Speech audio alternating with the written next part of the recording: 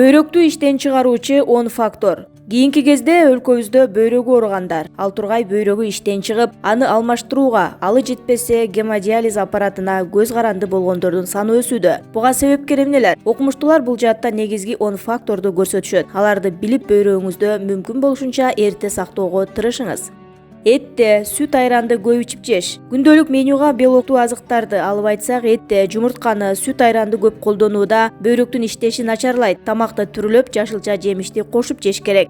Газдалган таттуу суусундуктарды дайыма ичүү. Заарада белок пайда боло баштайт. Бул бөйрөк канчалык бир деңгээлде сезгенип, иштеши кыйындаган деген белги. Убагында заара ушатпоо, суукта жука кийинүү. Толгон табарсыкты убагында бошотпоодон бөйрөктүн басымы көтөрүлүп, начар иштей баштайт. Суукта, өзгөчө кышта жука, белди жаппаган кийимди кийүүдөн бөйрөк суукка урунат. Тамандан сыз өтсө, муздак бассейнде сүзсө да бөйрөк жабыркап сезгенерин эске алыңыз.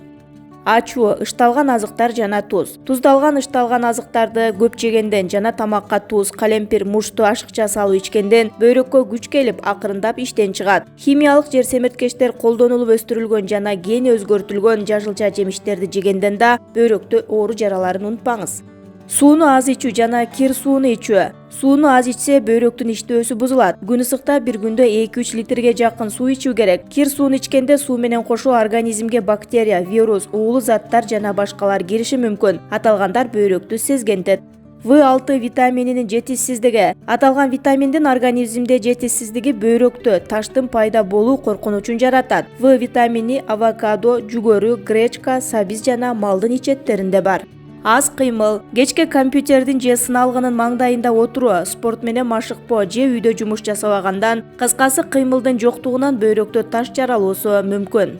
Ичкилик оорулар. Ичкиликти ашыкча ичүү бөйрөктүн иштешин бузат. Жогорку кан басымда, кант диабетинде бөйрөктүн тамырлары ичкерип, иштөөсү оорулойт. Циститте табарсыктагы оору козголуштар заара түтүкчөсү аркылуу бөйрөккө барып, аны сезгентет. Ангинада, тиштин ириңдөөсүндө да оору козголуштар кан менен бездер аркылуу бөйрөккө өтүп, аны сезгентет. Андыктан убагында дарыланыңыз.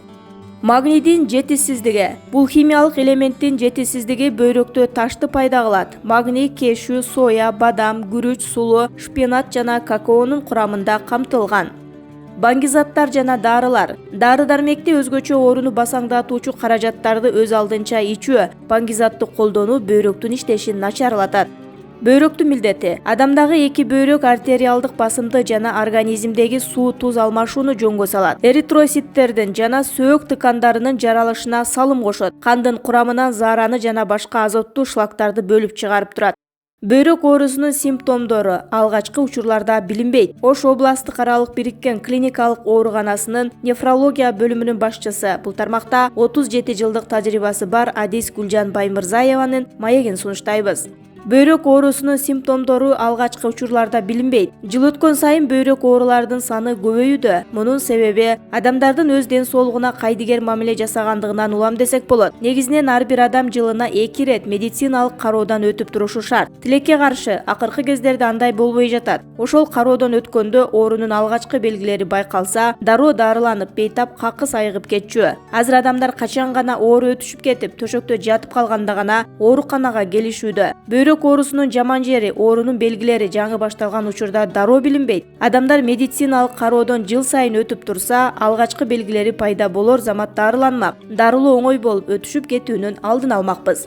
Бөйрөк оорусу тукум койт. Бөйрөк оорусунун дагы бир жери тукум коочулук формага ээ. Ошондой эле туаса бир бөйрөгү жок төрөлгөн адамдар кездешет. Мисалы мен өзүмдүн практикамда көрдүм. Бир аял бир бөйрөк менен 8 баланы эч кыйынчылыксыз төрөп чоңойткон. Бир ирет ооруп бизге келгенде текшерүүгө алганыбызда анын бир бөйрөгү жок экени билинди. Өзүн айтсаң таң калды. Бул УЗИде гана билинет. Азыр акыркы үлгүдөгү УЗИлерде аял кош бойлуу кезинде энени ичиндеги 21 жумалык түйүлдүктүн бөйрөгүн, жүрөгүн баарын билсе болот. Булар бир аз кымбат болгондугуна байланыштуу баары эле бул изилдөөдөн өтө беришпейт. Туаса бөйрөк оорунун түрлөрү. Туаса бир бөйрөк менен төрөлгөндөрдө эгер ошол жалгыз бөйрөккө суук тийип же оорубаса, ал кадимки эки бөйрөктүн милдетин аткара берет. Ал тургай адамга бир бөйрөк сезилбейт деле. Көбүрөөк кездешкен дагы бир бөйрөктүн түрү бул бир бөйрөк экинчисине караганда 2 эсе кичине болот. Муну илимде гипоплазия деп коет. Ал эми бир бөйрөгү жок төрөлгөндөрдү аплазия деп аташат. Мындан сырткары кошумча бөйрөк деген дагы болот. Бир бөйрөктүн үстүндө кошумча дагы бир бөйрөгү болот. Негизинен тукум куучулук бөйрөк оорусу оорусу бир муунда кездешпесе, кийинки бир муунда кездешиши мүмкүн. Андыктан ата-бабаларында бөйрөк оору болгон болсо, бир муун алмаса да кездешиши мүмкүн. Альпорта синдрому деген бөйрөк оорунун түрүндө кулагы укпай калат, укса да өтө начар угат. Бул аялдарда көбүрөөк кездешет. Мисалы апасынан кызына, кызынан кызына өтөт. Эркек балдарда сейрек кездешет. Оорунун түрлөрү. Бөйрөк оорунун өнөкөт пиелонефрит деген түрү бар. Бул оору 1 жылга чейин корч түрдө болуп, 1 жылдан кийин өнөкөткө айланып калат. Аны өмүр бою мезгил менен дарылап туруу зарыл. Оору козголсо дарыланат, башка учурда жүрө берет. Бул түрү жанды кашайтып катуу оорубайт. Негизи бөйрөк оорулары көп тынчыңды албайт. Өтө катуу ооруганы бул бөйрөктө таш пайда болгону. Таш бар учурда приступ берип оорубаса, башка учурда адам оорубай жүрө берет.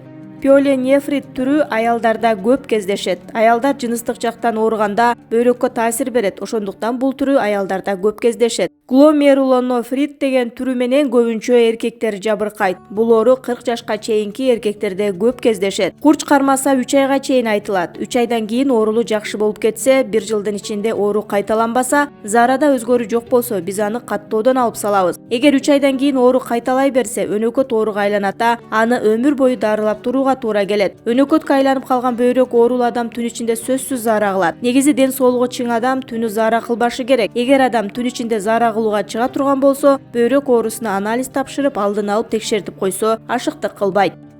Бөйрөк алмаштырууга муктаждар көбөйдү. Азыркы учурда бөйрөктүн өнөкөт жетишсиздиги көп кездешүүдө. Адам башка өнөкөт оору менен жабыркаганда, ал оору бара-бара бөйрөккө да сөзсүз таасир берет. Жабыркаган бөйрөктүн ичиндеги клеткалар азайып, бөйрөк куурай баштайт. Жүрөк оорулары да бөйрөктүн иштешин оорлотуп, бөйрөктү иштен чыгарат. Мына ушундай оорулардын негизинде бөйрөк алмаштырууга мажбур болгон адамдар көбөйүүдө. Диализ аппараты менен 8-10 жылга чейин жашаса болот. Көп бөйрөк оорулуу бейтаптар диализ аппараты менен канын тазалатып турушат. Адамдын организмине карап 1 жумада канча жолу тазаланат, аны дарыгер чечет. Анткени ар бир адамдын организми ар түрдүүчө. Диализ аппараты шлактардан арылтып турат. Башкача айтканда, бөйрөк өз милдетин аткара албай калганда ушул аппарат жардамга келет. Бул бөйрөктү алмаштырууга чейинки убактылуу нерсе. Адамдын ден соолугу чың болуп, бир гана бөйрөгүнөн көйгөй болсо, диализ менен 8 жылдан 10 жылга чейин жашаса болот. Арык жана узун адамдар көп оорушат. Бөйрөк оорусу өтө эле арык, узун бойлуу адамдарга көп жармашат. Мындай адамдарда бөйрөктү калыптагыдай абалда кармап турууга жардам берүүчү май жакшы өрчүгөн эмес. Андай учурда бөйрөктүн ылдый түшүп калуу коркунучу бар. Бөйрөк оорусунун ар кандай түрлөрү менен эркектерге караганда аялдар көбүрөөк оорушат. Бул аялдын организминин физикалык жана анатомиялык өзгөчөлүгү менен түшүндүрүлөт. Көпчүлүк учурда бөйрөктүн ишинин бузулушу аял кош бойлуу кезинде башталат. Орто жаштагы жана андан өткөн эркектер да бөйрөк оорулары менен көп жабыркашат.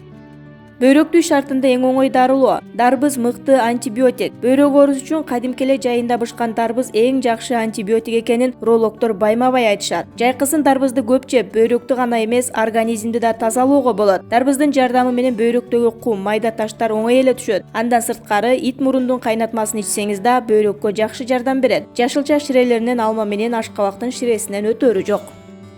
Пиелонефрит аялдарга тиешелүү дарт. Себеби алар колун сууга салып, үй оокаттарын жасап жатып суукка чалдыгышат, тердешет. Сезгенүү аялдардын жыныстык кыны уретрага жакын жайгашкандыктан жыныстык органдардагы инфекциялар уретрага өтүп кетет, зара түтүкчөсү аркылуу жогору өрдөп бөйрөккө барып, аны сезгентет. Кош бойлуу кезде гормоналдык тең салмак бузулгандыктан бөйрөктүн гүлтүкчөсү жана зара чыгаруучу каналдын жыйрылып иштөөсү начарлап, зара бөйрөктөн убагында чыкпай, бөйрөктү сезгентүүсү мүмкүн. Анын үстүнө жатын чоңойгон сайын зара чыгаруучу түтүкчөнү кысып, заранын чыгышын начарлатат. Этек киргелген кезде да гигиеналык каражаттарды убагында которуп, даарат алып турбаса, жылуу жана нымдуу жерде бат көбөйгөн микробтор уретрага өтүп кетет. Себеби бөйрөк ишинин начарлашын өнөкөттөрүн бөйрөктүн узакка созулган 3 жылдан 10 жылга чейинки оорулары, бөйрөктүн таш жана кургак учук оорулары, гидронефроз жана башка душар кылат. Өнөкөт оорулар акырындык менен бөйрөктүн иштешин бузат. Эки бөйрөктүн тең ишинин начарлашы өнөкөт оорудан кийин акырындык менен канда уу заттар көбөйүп, уремияга алып келет. Бардык органдарда, нерв, угу, көрүү системасында, өпкө, жүрөк, ичеги, карын, боордо өтө оор өзгөрүүлөр пайда болот.